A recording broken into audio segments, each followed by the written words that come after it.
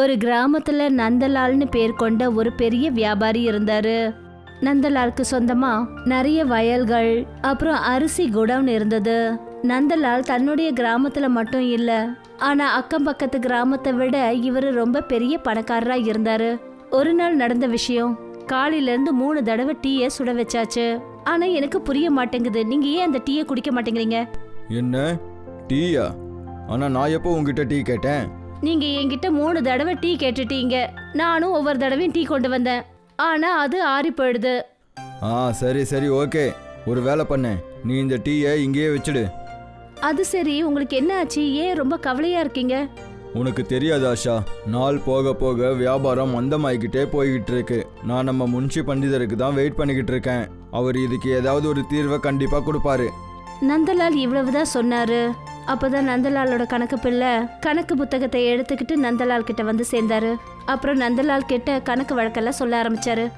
நமக்கு எல்லா வருஷமும் அரிசி குடோன்ல இருந்து 25 லட்சம் ரூபாய்க்கு வியாபாரம் நடக்கும். ஆனா இந்த வருஷம் நீங்க என்ன சொல்றீங்க? 25 லட்சம் ரூபாயில இருந்து 10,000 ரூபாய் கம்மியாயிடுன்னு சொல்றீங்க. சரி, இந்த 10,000 ரூபாய் எப்படி கம்மியாச்சு? அட நீங்கள் என்ன பேசுகிறீங்க நந்தலால் ஐயா? வியாபாரத்தில் மேலே கீழே போகிறது சகஜம் தானே? இல்லை முன்ஷி, நம்ம வியாபாரத்தை பெருசாக்கியே ஆகணும். நம்ம ஏதாவது ஒன்று பண்ணி நம்மளோட வருமானத்தை 2 மடங்கா பெருக்கியே ஆகணும். அதுக்காக நான் நம்ம சுத்துப்பட்டு கிராமத்தில் இருக்கிற எல்லா நிலங்களையும் வாங்க வேண்டியதா இருந்தா கூட நம்ம வாங்கிடலாம். நந்தலால் தன்னோட குடவுனுக்கு போனாரு. அப்புறம் குடவுன்ல வைக்கப்பட்ட ஒவ்வொரு அரிசி மூட்டையும் அவர் எண்ணினாரு. கொஞ்சம் கணக்கு வழக்குகளை பார்த்துட்டு இருந்தாரு. இந்த வேலையில இருந்த அவருக்கு எப்ப சாயந்தரம் ஆச்சுங்கிற விஷயமே அவருக்கு தெரியாம போயிடுச்சு. நந்தலால் தன்னோட வீட்டை நோக்கி வந்தாரு. அப்பதான் அவருடைய பார்வை அவருடைய வீட்டுக்கு நேர் எதிரே இருந்த ஒரு ஓட்டு வீடு மேல பட்டுச்சு. அப்பதான் நந்தலாலோட மனைவி ஆஷா அந்த இடத்துக்கு வந்தா. ஆமா, நீங்க எங்க போயிட்டீங்க? மத்தியானம் சாப்பாடு கூட சாப்பிடல நீங்க. உங்க முகமே சொல்லுது நீங்க காலையில இருந்து பட்னியா இருக்கீங்க. எனக்கு சாப்பிடணுங்கிற எண்ணமே வரமாட்டேங்குது. ஆஷா, எப்போ முன்ஷி ஐயா என்கிட்ட வந்து நம்மளோட இந்த வருஷம் வருமானம் 10,000 ரூபாய் கம்மியாயிடுச்சுன்னு சொன்னாரோ அப்போல இருந்து எனக்கு கவலையாவே இருக்கு. ஆனாலும் நமக்கு என்ன தங்க குறை இருக்கு? அந்த ஈஸ்வரன் நமக்கு காசு பணம் சொத்து பத்தினி எவ்வளவு கொடுத்திருக்காரு. அப்புறமும் நீங்க ஏன் இவ்வளவு கவலையா இருக்கீங்க? அப்புறம் ஏன் இப்படி வெளியே நின்னுட்டு அர்ஜுனோட வீட்டையே பார்த்துட்டு இருக்கீங்க? எனக்கு எதுவும் புரிய மாட்டேங்குது ஆஷா. என்கிட்ட செல்வத்துக்கு எந்த குறைவும் இல்லை, நிலங்களும் கம்மியா இல்லை.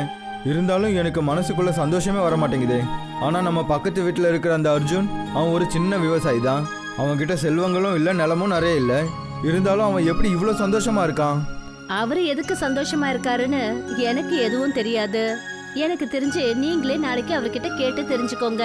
தயவு செஞ்சு இப்ப வந்து சாப்பிடுங்க. எனக்கு உங்க கவலை தான் ரொம்ப பெருசாயிடுச்சு. சரி, வா போய் சாப்பிடலாம். நந்தலால் தன்னோட வீட்டுக்குள்ள போய் சாப்பிடறதுக்கு உட்கார்ந்தாரு. அவருக்கு முன்னாடி நிறைய உணவு பண்டங்கள் இருந்தது. நந்தலால் கொஞ்சமா சாப்பிட ஆரம்பிச்சாரு. என்னங்க இது, இன்னைக்கு நீங்க பாதி சப்பாத்தி தான் சாப்பிட்டுருக்கீங்க. உங்களுக்கு பிடிச்ச மாதிரி எல்லா சமையலையும் நான் பண்ணிருக்கேன். ஆஷா, எனக்கு பசிக்கவே இல்லை. இப்படி சொல்லிட்டு நந்தலால் மேல இருக்கிற அறைக்கு தூங்க போனாரு. அவரு அவரோட வீட்டு ஜன்னல்ல இருந்து அர்ஜுனோட வீட்டையே பாத்துக்கிட்டு இருந்தாரு. எனக்கு புரியவே மாட்டேங்குது, இந்த ஆள் மட்டும் ஏன் இவ்வளோ சந்தோஷமாவே இருக்கான்? நான் இவனை பத்தி கேள்விப்பட்ட வரைக்கும் நிறைய நேரங்கள்ல இவனோட வீட்டில் ராத்திரி சாப்பாடு கூட இல்லையாமே. இருந்தாலும் அவனோட மனைவியும் அவனோட பொண்ணும் எப்ப பாரு எப்படி சிரிச்சுக்கிட்டே இருக்காங்க. இப்படி சொல்லிட்டு நந்தலால் தன்னுடைய படுக்கையில போய் படுத்தாரு. மறுநாள் நேரா நந்தலால் தன்னோட குடவுனுக்கு போய் அவருடைய கணக்கு பிள்ளைகிட்ட சொன்னாரு. முன்ஷி ஐயா, நான் ஒரு முடிவு எடுத்துட்டேன். நான் நம்மளோட கிராமத்தில் இருக்கிற நிறைய பேர்கிட்ட இருந்து நிலங்களை வாங்க போறேன். அப்பதான் நம்ம இந்த வருஷம் நிறைய அரிசியை விளைவிக்க முடியும். இந்த வருஷம் நமக்கு 10,000 ரூபாய் கம்மியா வருமானம் வந்தது. நான் என்ன நினைக்கிறேன்னா, இந்த 10,000 ரூபாய் நஷ்டத்தை நம்ம அடுத்த வருஷம் 10 லட்சமா அதிகமாக்கி காட்டணும். நீங்கள் யோசிக்கிறது சரிதான் நந்தலால் ஐயா. ஆனால் யோசிச்சு பாருங்க, நம்ம இதுக்காக அப்புறம் நிறைய கஷ்டப்பட வேண்டியிருக்கோம். அப்புறம் நம்ம இப்படியெல்லாம் பண்ணோன்னா நமக்கு நிறைய பிரச்சனையும் வரும். ஏன்னா நிறைய விவசாயிங்க அவங்க நிலத்தை நம்மக்கிட்ட விற்க மாட்டாங்க. ஏன் விற்க மாட்டாங்க? ஒருவேளை அவங்களுக்கு நிலத்துக்கு நல்ல விலை கிடைச்சா அவங்க கண்டிப்பாக விற்பாங்க. நான் இன்னைக்கே என் பக்கத்து வீட்டு அர்ஜுன் கிட்ட பேசுகிறேன்.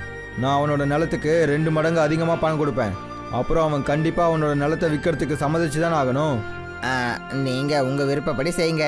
சாயந்தரம் நேரத்துல நந்தலால் நேரா அர்ஜுனோட வீட்டுக்கு போனாரு. அங்க பார்த்தா அர்ஜுன் தன்னோட பொண்ணு கூட விளையாடிக்கிட்டு இருந்தாரு. அப்பா, நம்ம கிராமத்துல கண்காட்சி போட்டிருக்காங்க. அங்க நான் ஒரு பொம்மை பார்த்தேன், ரொம்ப அழகா இருக்கு. அந்த பொம்மையை எனக்கு வாங்கி தரீங்களாப்பா? அந்த பொம்மையை வாங்கி கொடுக்கறதுக்கு என்கிட்ட காசே இல்லையே கஞ்சன். ஆனால் நான் உனக்கு அதை விட சூப்பரான ஒரு பொம்மையை காட்ட முடியும். அதை பார்த்தா நீ ரொம்ப சந்தோஷப்படுவ. அப்படியாப்பா? அப்படின்னா அந்த பொம்மையை காட்டுங்க பார்க்கலாம். அங்கே பாரு, அந்த கண்ணாடிக்குள்ள ஒரு சின்ன அழகான ஒரு பொம்மை தெரியுதுல்ல? அந்த பொம்மைக்கு முன்னாடி கிராமத்தில் இருக்கிற எல்லா பொம்மையும் வேஸ்ட்டு தான். அவளோட அப்பா சொன்னதை கேட்டுட்டு கஞ்சன் சத்தம் போட்டு சிரிக்க ஆரம்பிச்சா. அப்பதான் அவ அங்க வந்து நந்தலால பார்த்தா. நந்தலால் தன்னோட வீட்டுக்கு வந்திருக்கிறத பார்த்துட்டு அர்ஜுனும் அவரோட மனைவியும் ரொம்ப சந்தோஷமாயிட்டாங்க. வாங்க வாங்க நந்தலால் ஐயா, இன்னைக்கு நீங்கள் உங்கள் வீட்டுக்கு போகிற வழியை மறந்துட்டீங்களா? நீ என் பக்கத்து வீட்டுக்காரன் அர்ஜுன். நான் எப்பவும் என்னோட வீட்டில் இருந்து ஜன்னல் வழியாக உன் வீட்டை தான் பார்த்துட்டு இருப்பேன். உனக்கு இதில் நம்பிக்கை இருக்கோ இல்லையோ, நீ தாராளமாக வந்து என் பொண்டாட்டிக்கிட்டே இதை பற்றி கேட்டுக்கலாம். ஆனால் என்ன மாதிரி ஒரு ஏழையோட வீட்டை நீங்கள் எதுக்காக பார்த்துட்டு இருக்கீங்க? அது என்னன்னா, நான் இப்போ உங்ககிட்ட ஒரு வேலையை பற்றி தான் பேச வந்திருக்கேன். ஆனால் எப்படியோ நான் இப்போ உன் வீட்டுக்கும் வந்துட்டேன்ல, அதனால நான் உங்ககிட்ட இப்போ ஒரு கேள்வியையும் கேட்டுக்கிறேனே. என்ன கேள்வி நந்தலால் ஐயா? இது ரொம்ப பெரிய கேள்விலாம் ஒன்றும் இல்லை, ஆனால் என் மனசில் அடிக்கடி ஒரு விஷயம் வந்துக்கிட்டே இருக்கும். எனக்கு தெரிஞ்ச வரைக்கும் நீ ரொம்பவே ஏழையான ஒரு ஆள். சில நேரங்களில் உன்னோட வீட்டில் ராத்திரி சமயங்களில் சாப்பாடும் செய்கிறதில்ல. இருந்தாலும் நீங்கள் எப்படி இவ்வளோ சந்தோஷமாக இருக்கீங்க? உங்களுக்கு கவலையாகவே இருக்காதா? நீங்கள் என்ன பேசிகிட்டு இருக்கீங்க நந்தலால் ஐயா?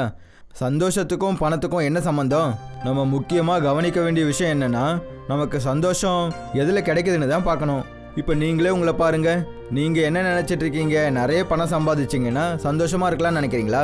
ஆனால் என்னோட யோசனையே வேற. சந்தோஷமாக இருக்கிறதுக்கு பணத்துக்கு எந்த அவசியமும் கிடையாது. சரி, இதெல்லாம் விடு அர்ஜுன். நான் இப்போ உன்னை பார்க்கறதுக்காக எதுக்காக வந்திருந்தேன்னா, உன்கிட்ட ஒரு சின்ன நிலம் இருக்குல்ல, அதில் தானே நீ விவசாயம் பண்ணிட்டு இருக்க. நான் உன்னோட அந்த நிலத்தை வாங்கணும்னு ஆசைப்பட்றேன். என்ன மன்னிச்சிடுங்க நந்தலால் ஐயா, நீங்கள் கேட்குறது எனக்கு நல்லதாக படலை. ஆனால் நான் இதை உங்ககிட்ட சொல்லிடுறேனே, என்னோட நிலத்தை என்னால் விற்க முடியாது. அப்படியா? அப்படின்னா நீ உன்னோட நிலத்தை நான் எல்லார போலையும் ரொம்ப கம்மியான விலைக்கு தான் வாங்குவேன்னு நினச்சிட்டு இருக்கியா அர்ஜுன்? ஆனால் அப்படியெல்லாம் கிடையாது. நான் ஒரு வியாபாரி. நான் உனக்கு அதுக்காக 2 மடங்கு பணம் தர தயாராக இருக்கேன். நந்தலால் ஐயா, நீங்கள் என்னோட அந்த நிலத்துக்கு 10 மடங்கு அதிகமாக பணம் கொடுத்தாலும் என்னால் தர முடியாது. நீங்கள் எவ்வளோ கொடுத்தாலும் என்னோட நிலத்தை தர முடியாது. ஏன்னா என்னோட அந்த நிலம் என்னோட பூர்வீக சொத்து. அந்த நிலத்துல தான் என்னோட அம்மா அப்பா அப்புறம் என்னோட சின்ன வயசு ஞாபகங்கள் எல்லாமே இருக்குது. யோசிச்சுக்கோ அர்ஜுன், ஞாபகங்களால் வயிறு நிறையாது. ஒருவேளை உனக்கு நிறைய பணம் கிடைச்சதுன்னா உனக்கு நிறைய நல்லதுகள் நடக்க வாய்ப்பு இருக்குது. நந்தலால் ஐயா, நம்மளோட வாழ்க்கையில் ஞாபகங்கள் தான் ரொம்ப பெரிய சொத்தாக இருக்கும். நம்மளோட நல்ல ஞாபகங்கள் நம்ம வாழ்க்கையில் ரொம்ப சந்தோஷமாக இருக்கிறதுக்கு நமக்கு உதவி செய்யும். யோசிச்சுக்கோ அர்ஜுன், உன்னோட பொண்ணு ஒரு நல்ல ஸ்கூலில் கூட படிக்கவே இல்லை. உனக்கு கிடைக்க போகிற அந்த காசில் நீ உன்னோட பொண்ணு கஞ்சனை நல்ல ஸ்கூலில் அட்மிஷனும் பண்ண முடியும். அப்போ தான் அவள் பெருசாகி நல்ல நிலைமைக்கு வர முடியும். என்னை மன்னிச்சிடுங்க நந்தலால் ஐயா, என்னோட பூர்வீக சொத்தை என்னால் உங்களுக்கு கண்டிப்பாக விற்க முடியாது. சரி அர்ஜுன், நான் உன்னை கட்டாயெல்லாம் படுத்த மாட்டேன். உன்னோட விருப்பப்படியே செய். இப்படி சொல்லிட்டு நந்தலால் அந்த இடத்த விட்டு போனாரு. அதுக்கப்புறம் நந்தலால் அந்த கிராமத்துல நிறைய நிலங்களை வாங்கினாரு. அதுக்கப்புறம் அவரு முன்ன விட அதிகமான விவசாயம் பண்ணாரு. இதே போல 1 வருஷம் கடந்துருச்சு. கணக்கு பிள்ளை அவர்கிட்ட அதே கணக்கு புத்தகத்தை எடுத்துட்டு வந்தாரு. என்ன ஆச்சு முன்ஷி ஐயா, இந்த வருஷம் எவ்வளோ வருமானம் வந்துச்சு? நீங்கள் நினச்ச மாதிரியே போன வருஷம் நமக்கு ஏற்பட்ட அந்த 10,000 ரூபாய் நஷ்டத்தை இந்த வருஷம் நீங்கள் கஷ்டப்பட்டு ஐடியா பண்ணி செஞ்சதால அது 24 லட்சமாக நமக்கு திரும்ப கிடச்சிருக்கு. என்ன 24 லட்சமா? முன்ஷி ஐயா, நான் என்ன நினச்சேன்னா இந்த வருஷத்துக்கு நமக்கு 25 லட்ச ரூபாய் எக்ஸ்ட்ரா கிடைக்கும்னு நினச்சேன். 1 லட்ச ரூபாய் எப்படி கம்மியாச்சு? நான் ஏதாவது ஒரு வேலை செஞ்சு இந்த 1 லட்ச ரூபாய் நஷ்டத்தை கண்டிப்பாக ஈடுகட்டியே தீரணும். நம்ம இந்த வருஷம் அதிகமாக அரிசி விளைவிக்கணும். ஞாபகம் வச்சுக்கோங்க, இந்த வருஷம் நமக்கு 1 லட்ச ரூபாய் குறைவாக கிடைச்சதால அடுத்த வருஷம் நம்ம அதை 50 லட்சமா அதிகமாக்கி காட்டணும். கணக்கு பிள்ளை அந்த வீட்டை விட்டு போனாரு. அப்பதான் நந்தலாலோட 11 வயசு பொண்ணு நந்தினி நந்தலால் கிட்ட வந்து என்ன சொன்னான்னா, அப்பா இங்க பாருங்களேன், இந்த வருஷம் நான் ஸ்கூல்ல டாப்ல வந்திருக்கேன். நீ இந்த ஸ்கூலில் மட்டும் கிடையாது, உன் வாழ்க்கையிலையும் டாப்புக்கு வந்து காட்டணும். நீ இங்கேருந்து சிட்டிக்கு போக ரெடி ஆகிடு. இனிமே நீ சிட்டியில் இருக்கிற ஸ்கூலில் தான் போய் படிக்க போற. ஆனா அப்பா, நான் போர்டிங் ஸ்கூல் போக மாட்டேன். எனக்கு நம்ம கிராமத்துல இருக்கிறது தான் பிடிச்சிருக்கு. இல்லை நந்தினி, நீ நல்லா படித்து ஒரு பெரிய நிலைமைக்கு வரணும். நந்தினி முகத்தை உம்முன்னு வச்சுக்கிட்டு அங்கிருந்து போயிட்டா. அப்பதான் நந்தலால் பார்த்தாரு, அவருடைய பக்கத்து வீட்டு பொண்ணு கஞ்சன் ரொம்ப சந்தோஷத்தோட தன்னோட வீட்டுக்கு வந்தா. அப்புறம் தன்னோட அப்பா கிட்ட அவ சொன்னா, அப்பா, இந்த வருஷம் நான் நல்ல மார்க் வாங்கி பாஸ் பண்ணிருக்கேன். இது ரொம்ப நல்ல விஷயமாச்சேம்மா. அடுத்த வருஷம் இன்னும் ரொம்ப நல்லா படிக்கணும் என்ன? இந்த சந்தோஷத்துக்காக இன்னைக்கு சாயந்தரம் உனக்கு பிடிச்ச சாப்பாடை செஞ்சு சாப்பிடலாம், சரியா? நந்தலால் அவங்க 2 பேரையும் ரொம்ப உத்து பார்த்துக்கிட்டு இருந்தாரு. அப்பதான் நந்தலாலோட மனைவி ஆஷா அங்க வந்தா. அது சரி, நீங்க என்ன நந்தினிய போர்டிங் ஸ்கூலுக்கு அனுப்ப போறீங்களா? நீங்க ஏன் அர்ஜுனையும் அவரோட பொண்ணையும் பார்த்துட்டு இருக்கீங்க? ஏன் பார்க்குறேன்னா என்னோட பொண்ணு ஸ்கூலில் டாப்புக்கு வந்திருக்கா. இருந்தாலும் என்னால் சந்தோஷப்படவே முடியல. ஆனால் இந்த அர்ஜுனோட பொண்ணு இருக்காளே, அவன் நல்ல நம்பரில் மட்டும்தான் பாஸ் ஆயிருக்கா. ஆனால் அவன் எவ்வளோ சந்தோஷமா இருக்கான், எப்படி சிரிச்சிட்டு இருக்கான்னு பார்க்குறல்ல ஆஷா. எனக்கு ஞாபகம் கூட இல்லவே இல்லை, நான் கடைசியாக எப்போ சிரிச்சேன்னு தெரியல. இதே போல 20 வருஷம் எப்படி கடந்து போச்சுன்னே தெரியல. நந்தலாலோட பொண்ணு நந்தினி இப்ப பெரியவள ஆயிட்டா. அவ அந்த கிராமத்தோட கலெக்டரா தேர்ந்தெடுக்கப்பட்டிருந்தா. அப்புறம் அதே இன்னொரு பக்கம் அர்ஜுனோட பொண்ணு தன்னோட அப்பா கூட அவருடைய வயல்ல அவருக்கு உதவியா வேலை செஞ்சா. அன்னைக்கு நந்தலால் கிராமத்துல எல்லாருக்கும் ஸ்வீட்ஸ் கொடுத்துட்டு வந்தாரு. அவரு ஸ்வீட்ஸ் கொடுக்கறதுக்காக அர்ஜுனோட வீட்டுக்கு போனாரு. வாங்க வாங்க நந்தலால் ஐயா, எனக்கு ஞாபகம் இருந்து 20 வருஷத்துக்கு முன்னாடி தான் நீங்கள் எங்கள் வீட்டுக்கு வந்தீங்க. என்னோட பொண்ணு கலெக்டர் ஆயிட்டா அர்ஜுன். அப்புறம் என்னோட பொண்ணு என் கூட வயல்ல எனக்கு உதவியா இருக்கா ஐயா. அதுலேயும் நீ சந்தோஷமாக தான் இருக்கியா? இதுவும் சந்தோஷமான விஷயம் தானே ஐயா. மற்றவங்களுக்கு உதவி செய்யறதுல நமக்கு எவ்வளோ சந்தோஷம் கிடைக்குதோ, அது நிறைய பணம் இருந்தால் நமக்கு கிடைக்கவே கிடைக்காது. எப்போவாவது மற்றவங்களுக்கு உதவி பண்ணி பாருங்க நந்தலால் ஐயா. அப்பதான் திடீர்னு நந்தலாலுக்கு தலை சுத்துச்சு. அப்புறம் அவரு தரையில மயங்கி போய் கீழே விழுந்தாரு. நந்தலால் மயங்கி விழுந்ததை பார்த்துட்டு அவரை ஹாஸ்பிட்டலுக்கு கூட்டிட்டு போனாரு. ஹாஸ்பிட்டல்ல டாக்டர் நந்தலால செக் பண்ண ஆரம்பிச்சாரு. கவலைப்பட வேண்டிய அவசியமே இல்லை. இவருக்கு பிபி ஹை ஆயிடுச்சு. இன்னையிலேருந்து இவர் தினமும் பிபி டேப்லெட்ஸ் எடுத்துக்கிட்டே ஆகணும். அப்புறம் இவரோட சாப்பாட்டில் உப்பு காரங்களை ரொம்பவே குறைச்சிக்கணும். நந்தலால் மயக்கம் தெளிஞ்சு எழுந்தாரு. டாக்டர் சொன்ன விஷயங்களை கேட்டுட்டு நந்தலாலோட கண்கள்ல கண்ணீர் வர ஆரம்பிச்சது. நீங்கள் கவலைப்படாதீங்க நந்தலால் ஐயா, நீங்கள் சரியாயிடுவீங்க. இன்னைக்கு தான் நீ சொன்ன விஷயம் எனக்கு ஞாபகம் வருது அர்ஜுன். நான் நல்லா புரிஞ்சுக்கிட்டேன், மனுஷங்களோட சந்தோஷம் நிறைய பணம் சம்பாதிக்கிறதால கிடைக்காது. நீ பாரு, என்னோட பொண்ணு கலெக்டர் ஆயிட்டா. ஒரு அப்பாவுக்கு இதை விட ஒரு சந்தோஷமான விஷயம் என்ன இருக்க முடியும்? ஆனால் நான் சந்தோஷமாகறதுக்கு பதிலாக மயங்கி கீழே விழுந்துட்டேன். நிறைய பணம் சம்பாதிக்கணுங்கிற ஆசையில் நான் என்னோட மொத்த வாழ்க்கையும் வீணாக்கிட்டேனே. இன்னைக்கு என்கிட்ட செல்வத்துக்கு எந்த குறைவும் கிடையாது. ஆனால் என்கிட்ட இவ்வளோ இருந்தும் கூட நான் பிளட் ப்ரெஷருக்காக இனிமேல் டேப்லெட்ஸ் எல்லாம் எடுத்துக்கிட்டே ஆகணும்ல. உப்பு காரம் இல்லாத சாப்பாட்டையும் சாப்பிட்டே ஆகணும். கவலைப்படாதீங்க நந்தலால் ஐயா, அப்படியெல்லாம் ஒன்றும் நடக்காது.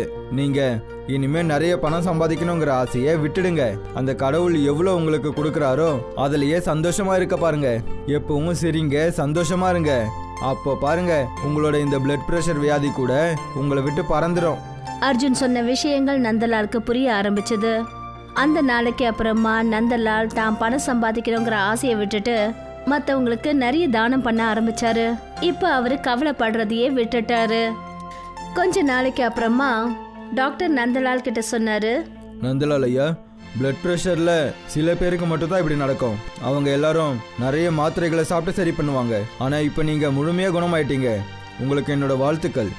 ஏன்னா நான் ஆரோக்கியமாக இருக்கிறதுக்கான வழியை தெரிஞ்சுக்கிட்டேன். அப்படின்னா நீங்கள் எனக்கும் அந்த வழியை சொல்லித்தாங்களேன். அந்த வழியை நான் தெரிஞ்சுக்கிட்டேன்னா என்னால் மற்றவங்களுக்கும் உதவி செய்ய முடியும். உங்ககிட்ட இருக்கிறத மற்றவங்களுக்கு கொடுத்து அவங்களுக்கு நிறைய உதவி பண்ணுங்க. நீங்களும் பசியாக இருக்காதீங்க, மற்றவங்களையும் பசியோடு இருக்க விடாதீங்க.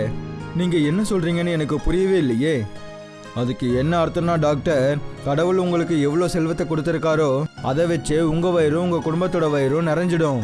உங்கள் வீட்டுக்கு யாராவது இல்லாதவங்க வந்தாலும் அவங்களும் பசியோடு போகக்கூடாது. அதிக பணம் சம்பாதிக்கணும்னு நீங்கள் ஆசைப்பட்டா அது உங்களுக்கு பயத்தையும் வியாதியையும் தான் கொண்டு வரும், வேற எதுவும் கிடைக்காது. நீங்கள் சொல்கிறத கேட்டதால எனக்கு ரொம்ப நிம்மதியாக இருக்கு நந்தலால் ஐயா. இனிமேல் நானும் என் வாழ்க்கையில் இந்த வழியை பின்பற்ற போகிறேன். இன்னைக்கு அர்ஜுனும் நந்தலாலும் 2 பேரும் ஒன்னா உட்காந்துக்கிட்டு சாயந்தரம் கலாட்டா பண்ணி பேசிட்டு இருந்தாங்க. இப்ப அவரு எப்பவும் சந்தோஷமா இருக்காரு.